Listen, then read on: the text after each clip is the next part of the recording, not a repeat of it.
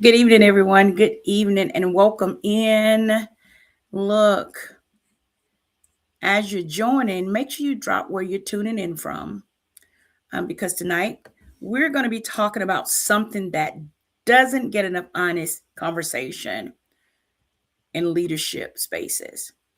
We're talking tonight about burnout that doesn't look like falling apart, right? So, tonight we're going to be talking about silent burnout in leadership. And one of the things when you think about burnout, um, when it is in regards to leadership, you think about, I'm tired, but I'm still performing, right? And sometimes it looks like you're still performing, you're still producing, you're still leading, you're still handling everything, but quietly you're exhausted, right? And you've made that normal.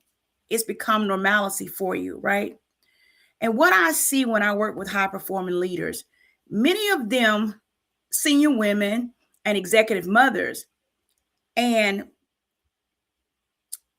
here's what I see oftentimes, right? They're very competent. They are respected. They're delivering the results and they're silently overwhelmed, right? And it's not because they're incompetent or incapable, it's because performance is still happening. So no one intervenes, no one asks the questions, no one checks to see if that particular individual is okay. And if we're being honest, they don't intervene for themselves either, right? So before we go any further, I want to ask a question. I want to pose this question.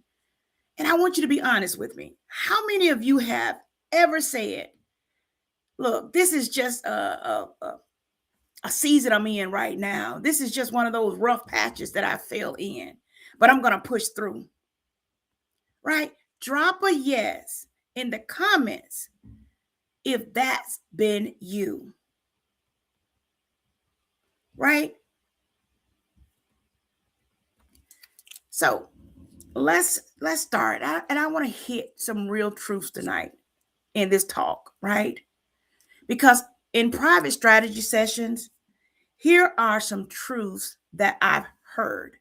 Here are some things that I've heard these women leaders say. And you can agree with them. And if that's you, put something in the comments, right? One thing I've heard, if I stop moving, everything will fall apart or everything will fall behind. Sounds familiar? And then I hear oftentimes, I can't afford to drop the ball. Too many people depend on me. Heard that one before? What about I don't remember the best time I rested without feeling guilty? Or how about I respond to my emails at my child's game? You at the game, trying to enjoy the game, but you're still trying to check emails. What about I take calls from my hospital room? You in the hospital sick and you still taking calls.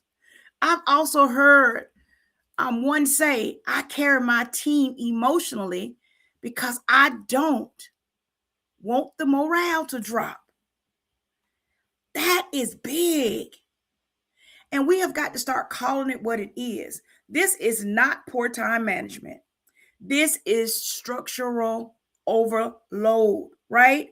And many of our leadership systems were built on assuming, right? They were built assuming that someone else was managing the house while you were at work. Someone else was handling the caregiving while you were still working. Someone else was carrying the emotional labor while you were still working, right? But today's leaders, what I've seen, especially women, right? I've seen a lot of women that are leading professionally, leading personally, leading emotionally. And at the same time, you guys, at the same time,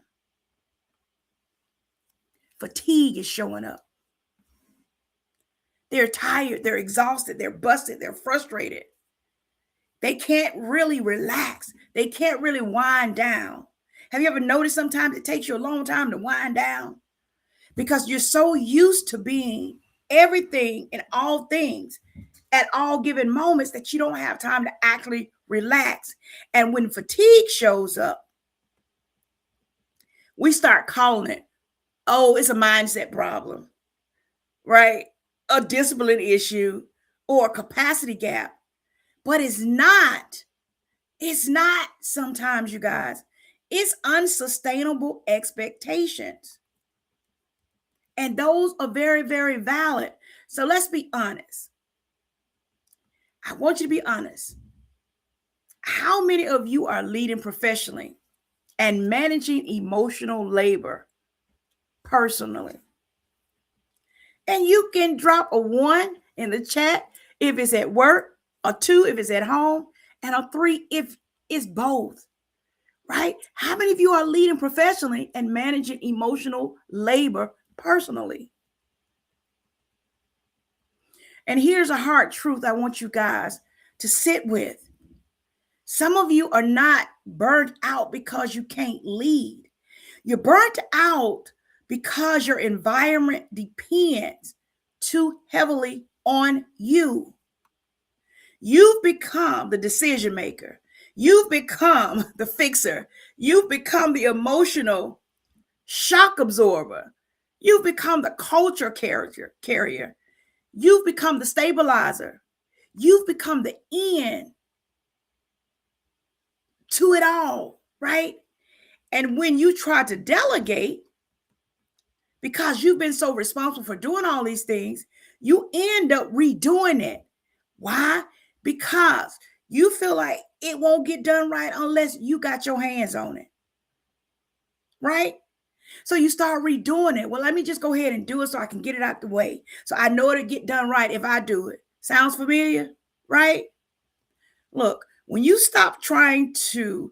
take time to step back, when you try to step back, everything escalates to you anyway. That's how you feel, right? So guess what you'll start doing? You'll start staying in overdrive because you feel like, guess what? It can't run if I'm not there. But how do you know if you've never delegated it, right? Put the responsibility back in the place that's responsible, right? And we started calling out resilience. Why? Why have we started calling that resilience? That's not resilience.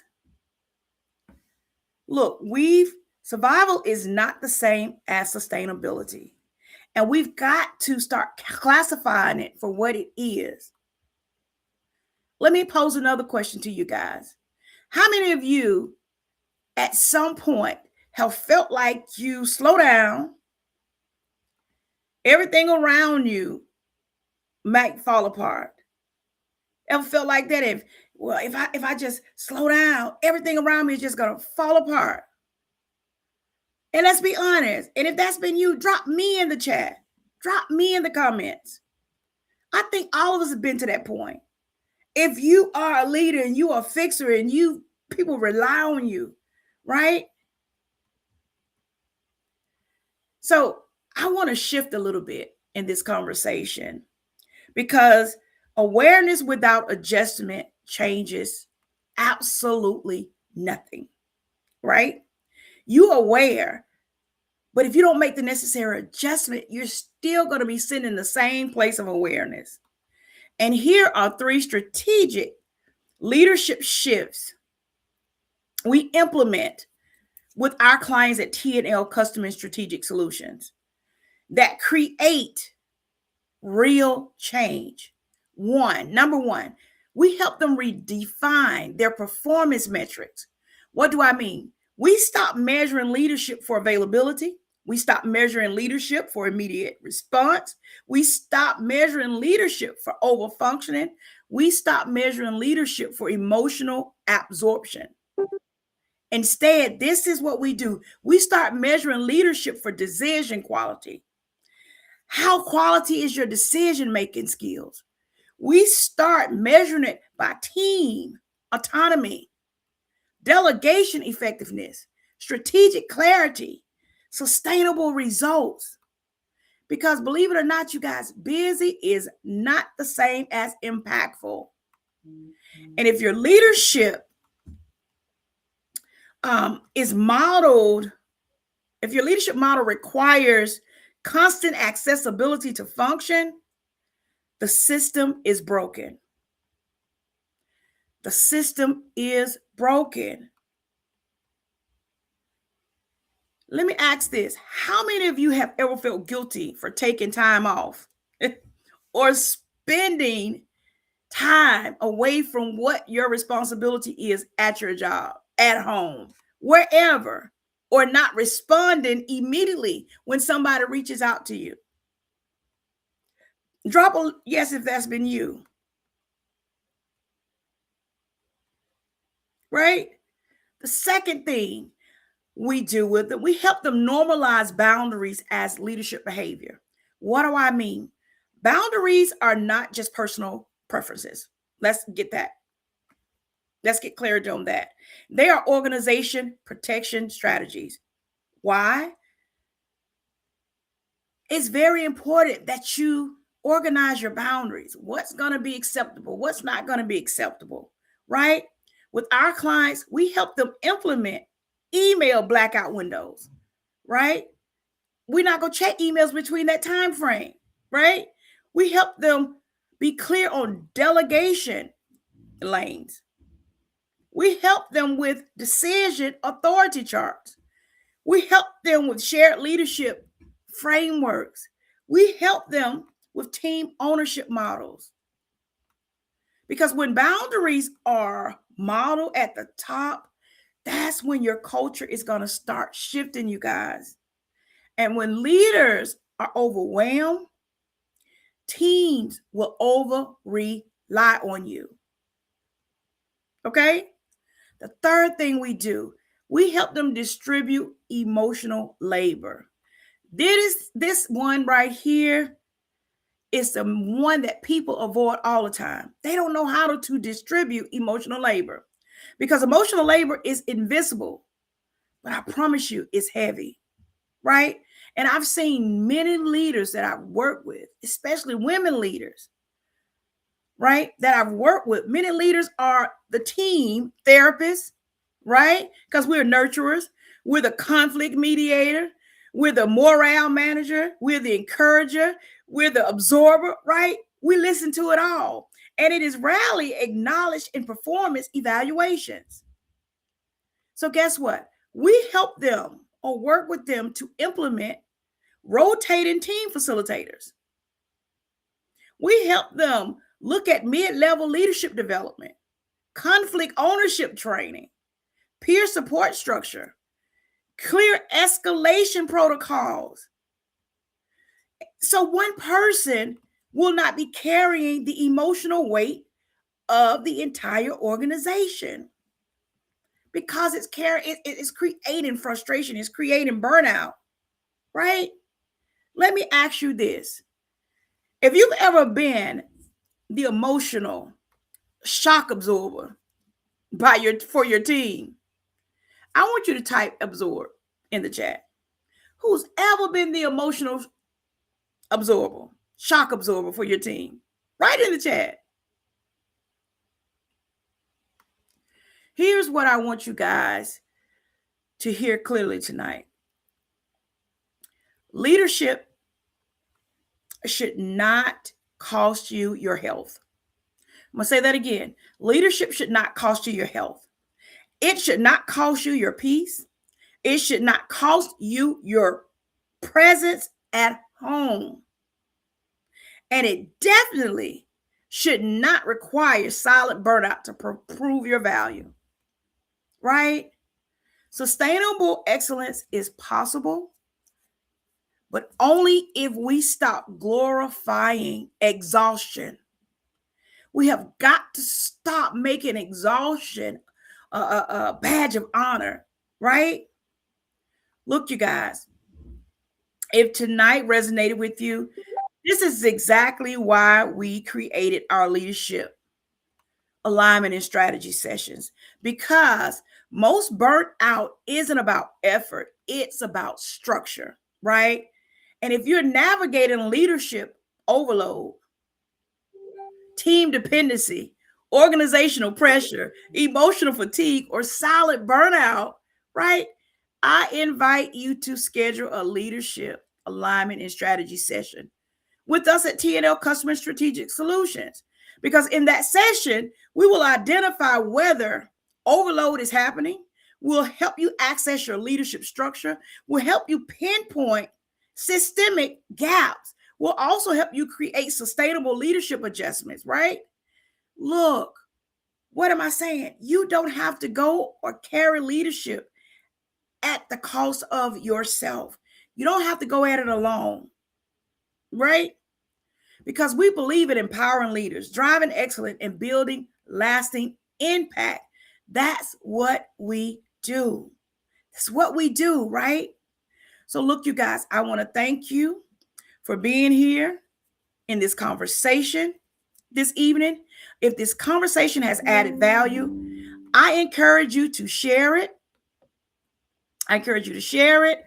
I encourage you to tag someone, another leader that may need this conversation, that may feel like the things that I've said, right? Or connect with me directly. Share it. And if you're catching this on replay, please drop replay in the comments so I know you were here. Look, we cannot continue building sustainable excellence on exhausted leadership. Look, you guys, I hope you guys have a powerful evening, right? But don't burn out in silence by yourself. Reach out to TNL. We would love to work with you to help you with that silent burnout. You guys have an amazing evening. Bye-bye.